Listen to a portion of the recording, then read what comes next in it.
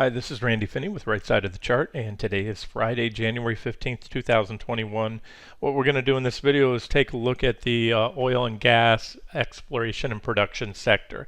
That's the one I mentioned last night is quite a few of the stocks, including the ETF, the sector itself running into resistance after powerful runs. We're going to get to those charts in a second. I'm just quickly going to start out here with the currencies. To me, it's all related. To others, it might not be, but if the dollar, the recent breakout in the dollar sticks and continues to gain some traction, then as I've stated, I believe that'll put pressure on equities and also dollar sensitive commodities, and oil typically falls into that category as well. So you've had the stock market rallying, oil rallying along with the dollar falling recently. The dollar has appears to me put in at least a temporary bottom here, poised for a rally. And there's your divergent low. I covered it quite a bit recently.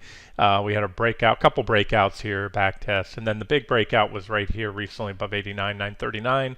Hit my first target, pulled back to that former resistance, now support level, and it's been bouncing between there. So I mentioned DRIP. I gave you DRIP today as an idea.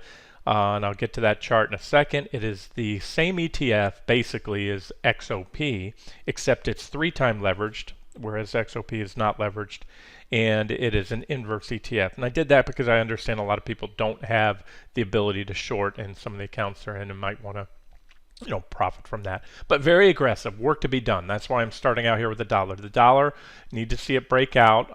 You can take the trade. I took a starter position in DRIP yesterday.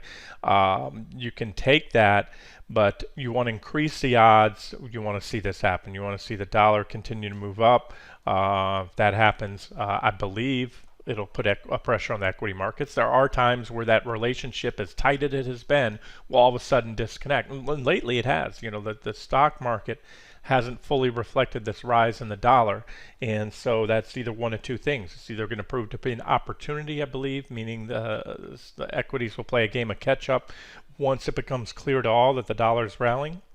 Or this proves to be a whipsaw, false breakout, and the dollar continues to resume its downtrend. Or maybe it comes back in here. The levels to watch are right here. That's very simple. This is dollar DX, dollar and US dollar index futures. Break back below that 89. A solid break could open the door, would likely open the door to come in and back test. Now, if it did that, it's not going to change the technical posture much. We'll have a whipsaw, or you can call it a whipsaw, but sometimes when a security breaks out, you come in, you back test.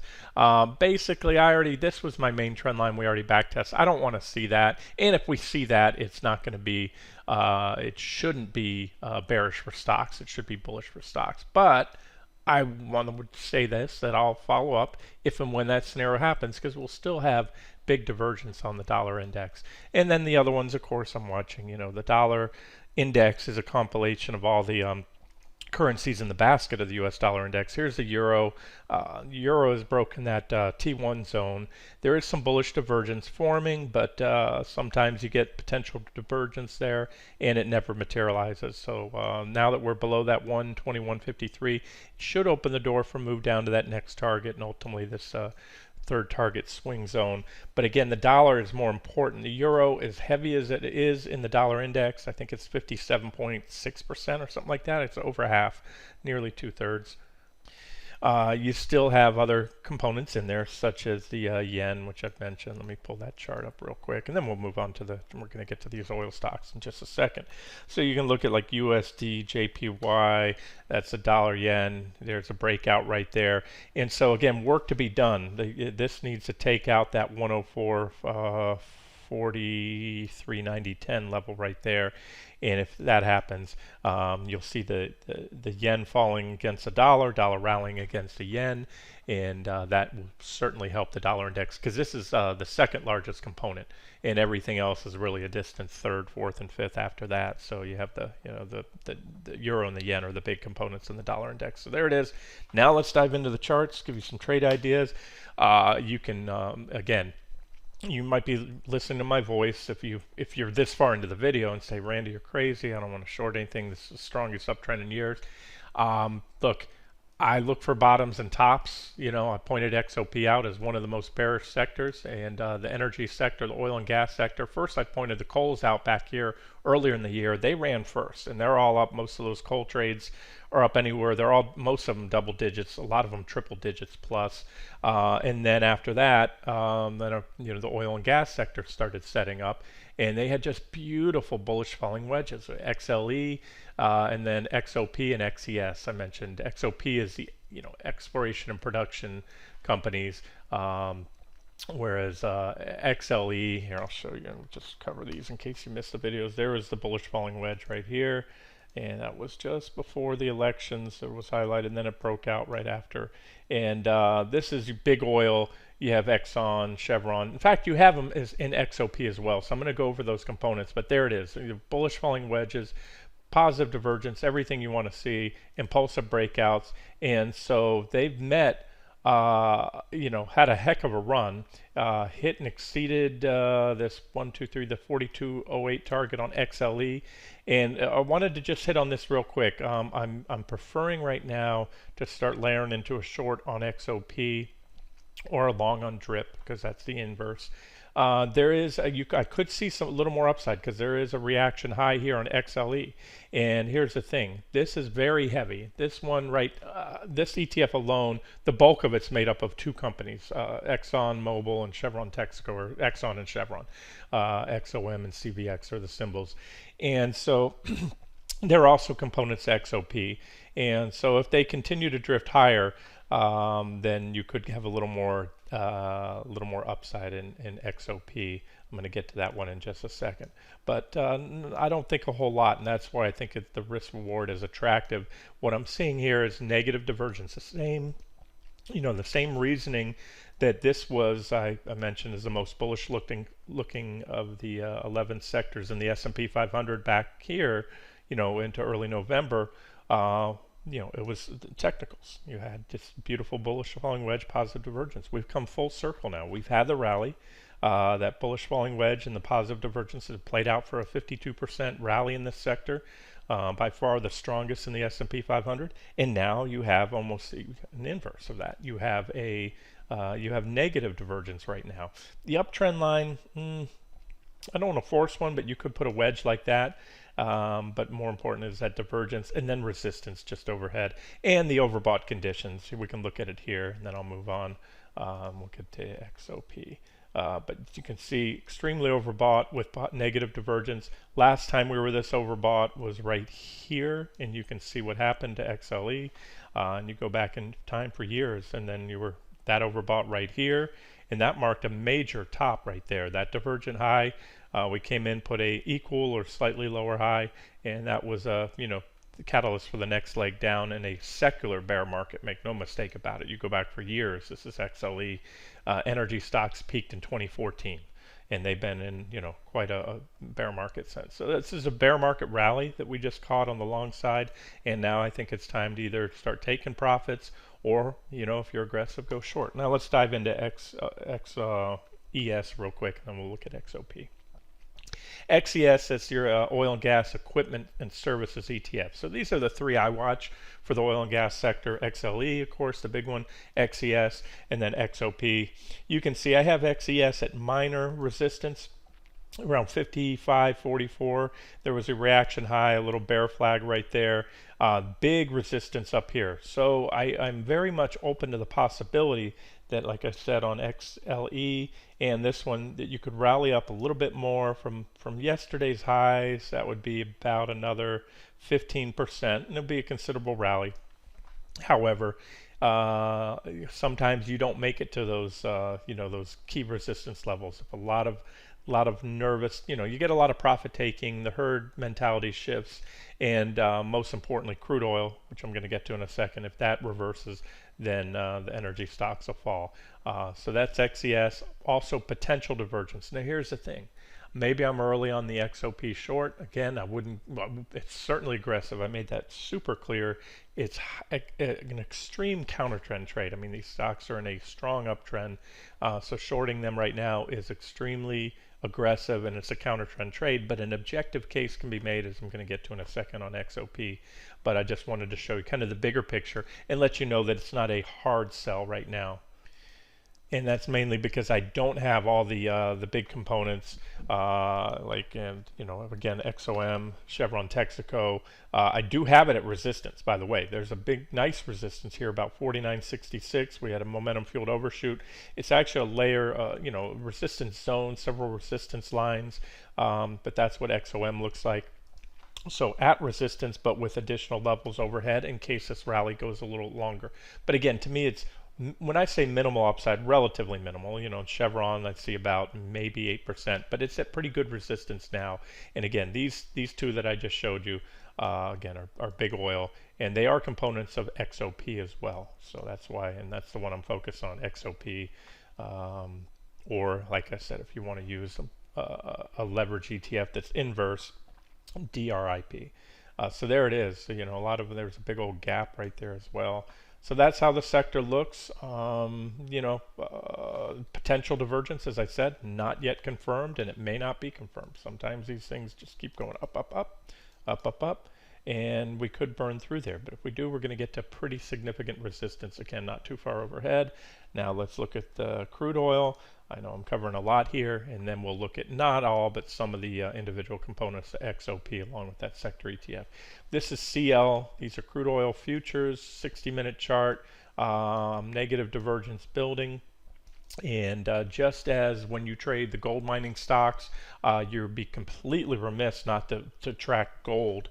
I'll often use the miners as a proxy for trading gold long or short. If I can make a bullish case for gold, that gold's going to rally, then I can either buy gold, which goes up 1-2% a day, or I can buy GDX, which goes up 4 or 5%. And vice versa on the downside. And so, because gold mining stocks are obviously going to track the metal. And just like the oil and gas stocks, it's no mere coincidence that crude's been rallying, and hence the reason the rally in the energy sector. But there it is, trend line break on the 60-minute chart, moving sideways. Looks, and it's not coincidence either, it looks a lot like the dollar recently. I told you the dollar's kind of locked in that sideways range. Dollar needs to break to the upside of what I showed you earlier in the beginning of the video, whereas crude needs to break 52.50. That's support, and that should open the door for a drop down to 49.47. So there's also a trade idea there for you. Again, if you shorted crude right now, it's not as objective on a crude short because crude's right at support. But on a break of that level, if you can get a solid break of 52.50, that will go. And that could also be your entry for XOP if you're a little bit hesitant because of strength of the rally recently and you want to hold off. Wait to see crude break down, and that will most likely help give a kick to that a short trade on the energy stocks. All right, let's go to those charts now. The one that I'm focusing on, I started with the sectors that I'm not as keen. This is my favorite right now, XOP. Again, DRIP is it tracks the same exact index and is just leveraged. That's DRIP. That's the chart I shared today. And if you are bullish, now I certainly wouldn't be buying it this time because most of the run has been milk, but you have Gush. So they're easy to remember, very, drip and Gush. So Gush is your 3-time long or bullish. Don't forget, if you take either one of these, to adjust your position size down. That means if you normally trade, whether it's $10,000 or $1,000 or $100,000, cut that down by at least a third. And also remember, this sector can move very strong, so it tends to be more volatile, the energy sector as a whole, than the stock market. So even then, you might want to adjust it down a little bit more. Okay, so those are your ETFs. And again, the benefit of drip is if you don't short, if you want to, let's say, go short in your IRA, you can just buy drip because it's inverse. And I'm going to start with this chart because the 1-time is really what you should focus on. The 3-time leverage ETF charts, the ETFs themselves have decay after time, and so they don't paint as accurate a picture as the price of that index over time. So always use, for your charting purposes, make sure you confirm anything, your entries and exits and price targets, confirm it with the 1-time non-leveraged sector ETF that you're trading. And there it is. There was our bullish falling wedge, again highlighted back in November. There was our breakout candle. Couldn't be more impulsive. Scale 1 to 10, that's a 10 for a breakout. High volume, there's your volume bar, extreme high volume, a gap up, and big green candles following it. It doesn't get any more impulsive than that, and it hasn't looked back. So from there, from the breakout from the top of the wedge, we've rallied 67% in just a couple months. And we rallied right into resistance. There's a major reaction high here from early June right there, and it's also lines up with this breakaway candle or breakdown candle. See this? We were moving down here. We broke down here, but then we consolidated for a while. It kind of hung in there. And I'm talking a break below this support. And then boom, there was a gap down right here, and that's the top of that candle. So it's the bottom of this gap lines up with that candle right there, the major reaction high, and that's where we're at. So that's pretty decent resistance on XOP, hence the reason that although it's a very aggressive trade, I think it's objective. 71.50-ish is that resistance level, and like the others, you have potential divergence forming. So that's it.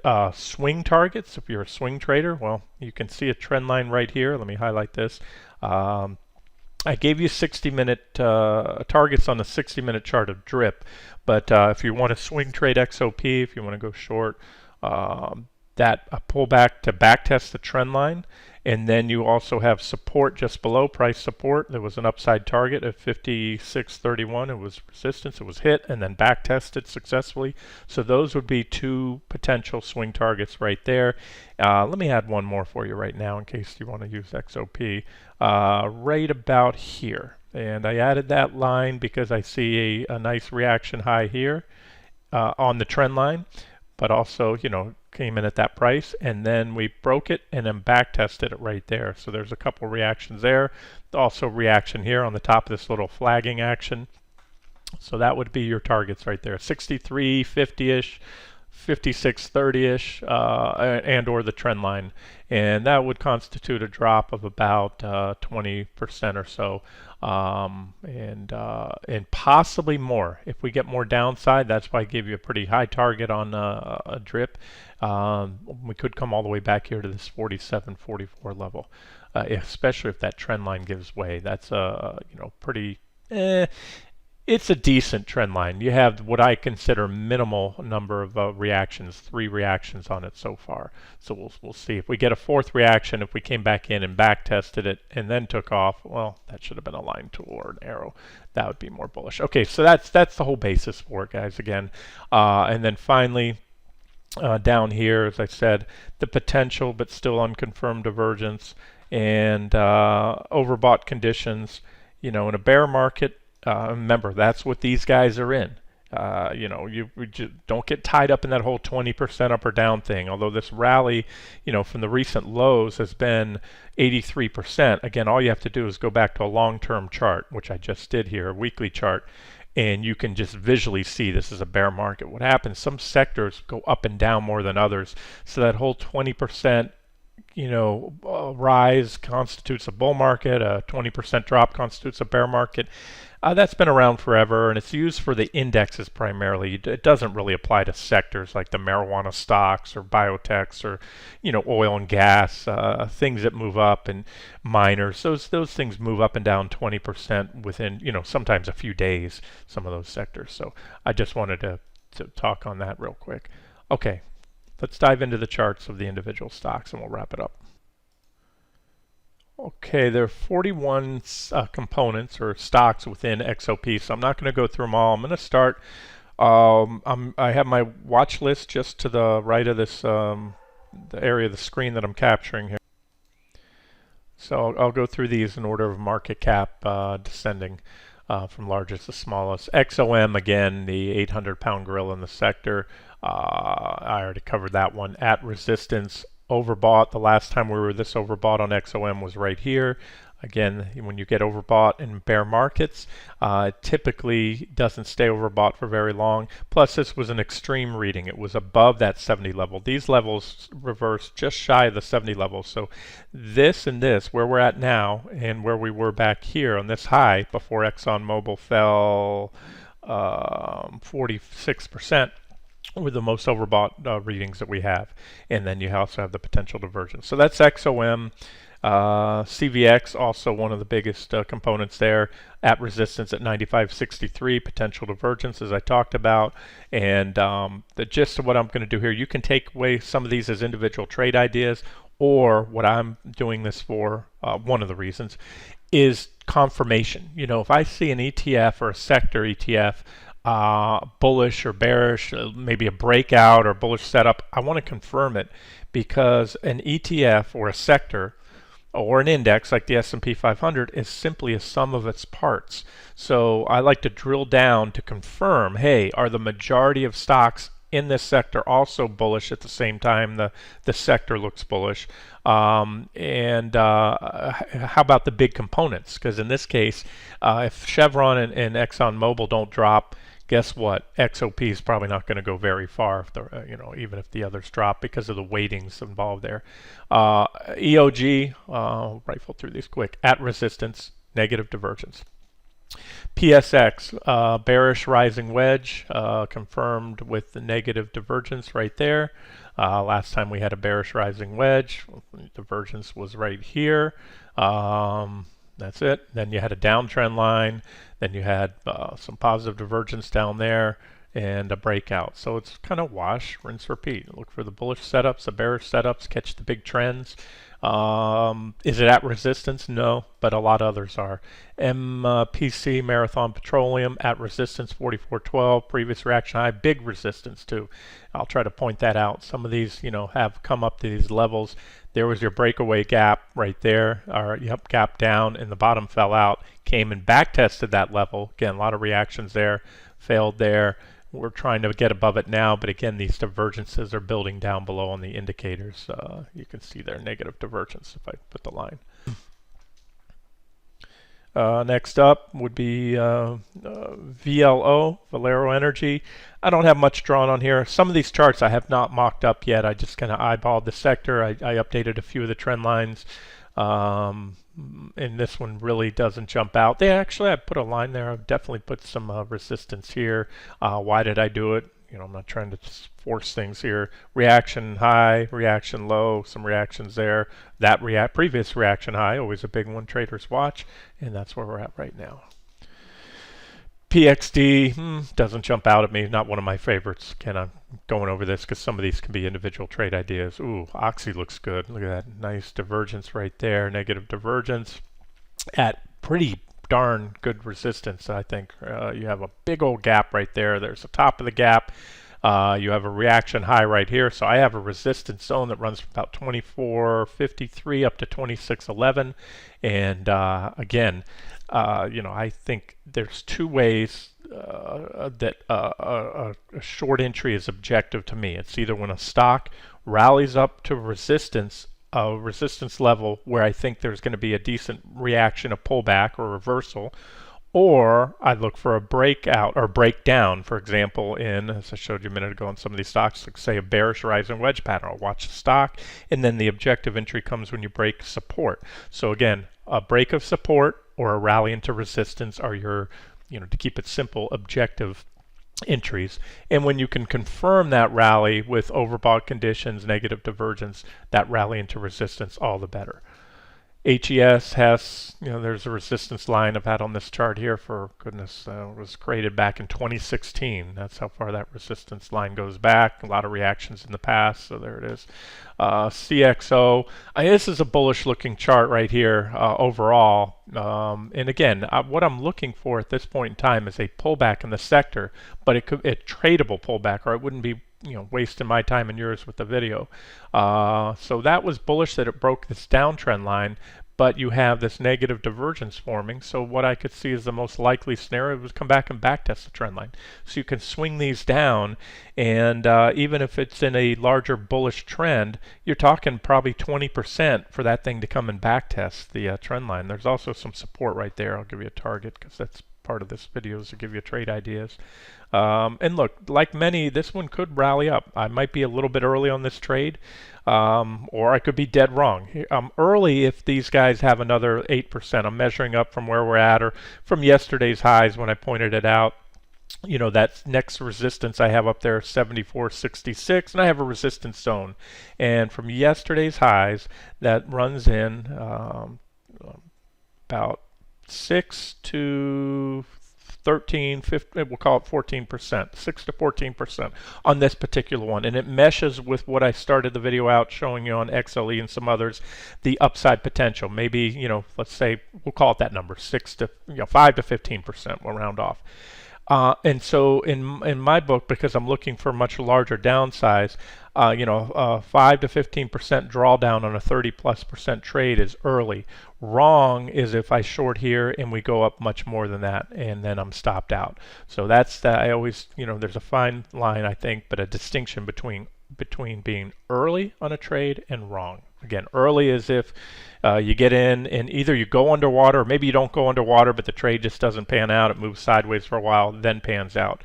Or you go up, but you're not stopped out. You're scaling in, you're giving it room, and that's what I would do here. If these guys push up a little bit more, I would layer into that position, add to it. And then with stops, in this particular one above that resistance level I just showed you. FANG, Diamondback Energy, haven't updated this one in a while. At resistance, overbought, negative divergence, everything else. NFE, wow, look at this one. This one stood out yesterday when I was going through the sector. I updated these lines just yesterday. As you can see, created on 114, and boom, this is one of my favorites. Look at that breakdown. And of course, this is a great example of technical analysis. This is one of the more bearish charts in here. This is a big divergent high. Nice, clean, beautiful bearish rising wedge. There's your negative divergence. Extremely overbought. And of course, it's down 8%. A lot more than many of the other stocks. And there might be a few hiccups along the way, but I see this one coming back to 33.61. So even being down 8%, there's still about another 32% downside to my sole target on that one. DVN, Devon Energy, ran into downtrend line resistance with a slight momentum fueled overshoot, but also smacked right into that 2023. This is one of my favorites as well, because you have dual resistance levels coming in close proximity, so I'd expect a rejection off that level there. Targets, I'd have to sharpen my pencil, but somewhere around there. Look for that reaction low as a minimum swing target. CLR, beautiful, same thing, dual resistance levels, nice downtrend line, 2157 resistance.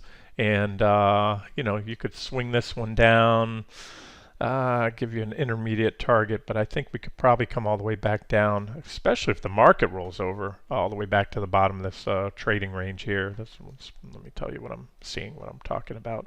Kind of boxed in right there, top of the range, boom, boom, boom. If we get a reversal here and don't break out, bottom of the range, so midpoint of the range. Usually when I find a sideways trading range, quite often I'll look and I can add a line in the midpoint, and you get reactions along that midpoint level. And once you break above the midpoint, it's bullish, and you tend to, in this case, we back tested again, and went to the top of the range. So those are your targets, the midpoint at 1592 and then 1175. And look, going the other way, if you're bullish in the energy sector, I'm giving you key levels. And fewer things would be more bullish than if they could just power through all these stocks, burn through these divergences, break out above these next resistance levels and go. I really don't think that's going to happen. Otherwise, I wouldn't be doing this video. But hey, there it is for you. If you're bullish. What I can tell you is it's not objective. If you are bullish on stocks like this, it is not objective to go long when a stock is just below dual resistance levels and overbought. You're better off just give a little bit up on your entry price and wait for the breakout. and then put a stop, somewhat below those support levels. Resistance becomes support once broken. Put a stop under there just in case it proves to be a whipsaw signal or false breakout. COG, I'm not crazy about that trend line. Don't put too much stock into that. Yeah, I can go back there, hit a few more. Yeah, that's a little bit better. I have a few more reaction highs. 1, 2, 3, 4, and now potentially 5 with resistance above. And that's a common theme. Most of these stocks are currently at resistance, and those that aren't have resistance not too far above. APA, Apache at resistance, overbought. Okay, so that's it. MRO, I could go through all of these, and you're going to see the same thing. You're going to see almost all of these stocks at or very near resistance, why overbought, and that's it. So good luck if you take it. As always, if it's not your cup of tea, counter trend trades, then pass on it. And I'm going to continue to focus on finding some other trade ideas in other sectors. As I told you the other day, there just aren't a lot of objective longs despite the current trend. I've just spent a lot of time in this video telling you what constitutes to me an objective long entry, not just buying something because it's going up or shorting or selling something because it's going down. I like to see confirmation, divergences, overbought conditions, oversold conditions, trend lines, support levels, and all that good stuff. All right, we'll wrap it up here. This has been Randy Finney with Right Side of the Chart. Oh, wait, no, we won't. Hold on. Sorry, guys. DRIP. I didn't talk much on DRIP because that's the trade idea I shared. Same thing when you look at the daily chart here. I didn't show you. I posted a 60-minute chart earlier, but there's your pretty much your pattern.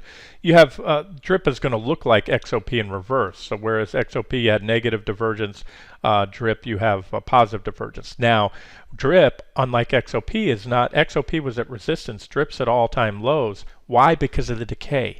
And I just want to talk on that before I wrap the video up. And I explain this in the FAQ page. If you go on right side of the chart on the top, resources, click that link, then click on the FAQ, go to the ETF related questions, and I have a whole question devoted to the trading ETFs, leverage ETFs. There's this awful stigma, and I think it's rightfully so in most cases, awful stigma and a lot of bad articles written about leverage ETFs, how they're the scourge of Wall Street. Retail traders should never use them.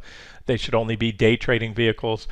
Well, that is the case if you're in a sloppy range, but they actually are better than the non-leverage ETFs when you catch a strong, what I call unidirectional trend. I'll quickly give you an example and then we'll wrap this video up. Okay, I'm going to turn off all the lines here to measure. All right, so here was the biggest drop XOP had in years right here. And what I'm going to do is just measure this out. You can see my pop-up box to the left on the very bottom and right in the white letters just above the yellow letters. It shows you the drop, and that was about a 71% drop. It says 70.62% into the lows. So now by that we would logically you think at best without any decay, DRIP should have done, what is that, 210%, right? 3 times 70. Well, let's take a look. And I haven't even checked these numbers before the video. I just tell you that's when you want to be in this one. So 210 would be if perfect without any decay. However, this one did 1,334%. You might be saying, that's got to be wrong, Randy, because everyone says those things lose money from the decay. No. When you have a unidirectional rip, meaning mostly up or mostly down. Here's a rip back here. This was 2018 from the lows. Yeah, we'll do that, even though there was a give back along the way. 2018, if you got in right here and you bought DRIP because you thought the energy stocks were going to fall, I'm trying to have to capture the bottom of that candle to get it exact so it'll snap to it. 437% rally. Okay, that was the fourth quarter of 2018. XOP dropped from high to low over the same time period. Grab that top of that candle, snap to it. 46%. Okay, so 3 times 46%, that's under 150, right? So there's my point is when you expect, which I do now, a pretty quick move, you're better off buying 1/3 of DRIP. Again, if that's your whole thing, you do, 12,000 is your position size normally, buy 4,000 a drip instead of shorting 12,000 XOP, and you're going to do vastly better if you catch one of these unidirectional trends. When you don't want to own those 3-time leverage ETFs for a while is in a choppy sideways market. This is where the decay happens, and that's why over time drip and even its inverse gush, they're going to lose money. Okay guys, wrap it up there. And you probably already saw the targets I gave you on the 60-minute chart. Again, aggressive, also taken at the bottom of the wedge, but this wasn't the main reason for the trade. It was everything I just showed you on the daily time frame that was a primary reason, but this helps to confirm it, the 60-minute chart bullish falling wedge. So I'd like to get that early start there, take it at the bottom of the wedge. It's going to take, about 20% just to get to the top of the wedge. And these were the targets. I took that screenshot this morning before the market opened. So these are the percentage gains if those targets are hit. And that's why they're so large, because if it's hit in relatively short order, then you can, on this one make, 30 to 100%. All right, this time for real, we'll wrap it up. It's been Randy Finney with Right Side of the Chart. Hope you enjoyed it.